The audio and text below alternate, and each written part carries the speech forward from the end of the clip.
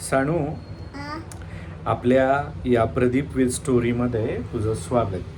आज आपण स्टोरी पाहणार आहे एका अशा चोराची. पुढे काय होते पहा. एक चोर असतो बरं का, आणि तो चोरी करण्यासाठी घराबाहेर पडतो. जाता जाता एक त्याला ऋषीमुनी दिसतात जे तपस्या करत असतात. ऋषीमुनींना कळतं की हा चोर आहे. तिथे चोर जातो आणि ऋषीमुनींना बोलायला लागतो.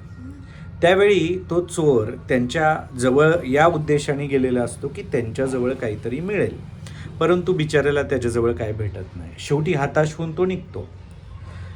त्यावेळी साधुमुनी त्याला म्हणतात की बाळा, तू एक काम कर की तू अशी एखादी गोष्ट कर ज्यातून तुला काहीतरी भलं होईल.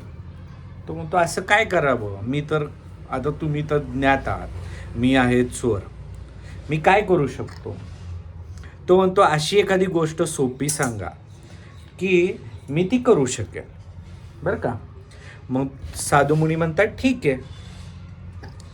आणि साधुमुनी त्याला सांगतात की कोणत्याही परस्त्रीला तू जर भेटलास तर तिला काय म्हणायचं, तुम्ही माझ्या बहिणीसारखे आहात किंवा तुम्ही माझ्या मातेसारखे आहात. तो म्हणतो ठीक आहे. तो जातो, चालत चालत जातो. चालत गेल्यानंतर एका घरामध्ये शिरतो. घरामध्ये शिरल्यानंतर एक ती स्त्री असते. बाहेर खूप सारे सैन्य असतात आणि तो तिच्या घरामध्ये जातो. चोरी करत असताना आवाज येतो आणि ती उठते. त्याला पकडते. पकडल्यानंतर त्याला ती ओरडते आणि म्हणते तू एवढासा मुलगा आहेस आणि चोरी करतोस.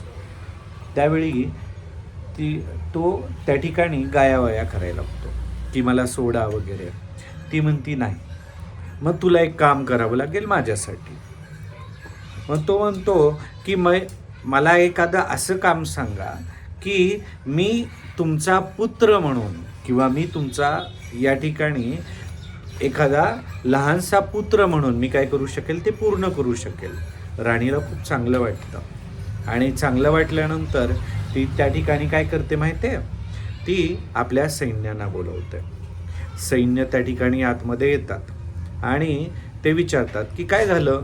त्यावेळी राणी सांगते की राजांना काय करा की तुम्ही निरोप धाडा आणि या ठिकाणी येण्यास सांगा. राजा त्यावेळी बोलवतात, त्याला पण बोलवतात. राणीला त्या ठिकाणी बोलवल्यानंतर तो राजा म्हणतो की या ठिकाणी ही जी स्त्री आहे ती माझी राणी आहे आणि या राणीला पुत्र प्राप्त होत नव्हता, म्हणून मी काय केलं होतं, तिला राज्याबाहेर काढलं होतं. पण या ठिकाणी तू तिचं संरक्षण केलंस असं मला समजलं आहे. त्या ठिकाणी तुला काय हवं आहे ते माग. त्यावेळी तो म्हणतो की माते समान माझी ही स्त्री आहे, हिला तुम्ही काय करा तर हिला तुम्ही तुमच्या राज्यामध्ये किंवा राजवाड्यामध्ये घ्या. हे ऐकून त्याला खूप हायसं होतं आणि तो काय करतो की त्या स्त्रीला किंवा त्याच्या राणीला तो बोलवायला पाठवतो. त्या ठिकाणी स्त्री आल्यानंतर किंवा ती राणी आल्यानंतर ती त्याला म्हणते, राजाला म्हणते की हा चोर आहे, परंतु मी माझ्या पूर्ण आयुष्यामध्ये अशा प्रकारचा चोर कधी पाहिला नव्हता की जो इतका प्रामाणिक असेल. ती म्हणते की आपल्याला पुत्र नाही आहे, आपण या मुलाला आपला पुत्र म्हणून काय करूया तर आपण याचा सांभाळ करूया. आणि अशा पद्धतीनं काय होतं तर आपली नियती जर चांगली असेल तर आपल्याला आपोआप सर्व गोष्टी कशा होतात तर त्या मिळत जातात. या गोष्टीतून आपण काय केलेलं आहे, शिकलेलो आहे.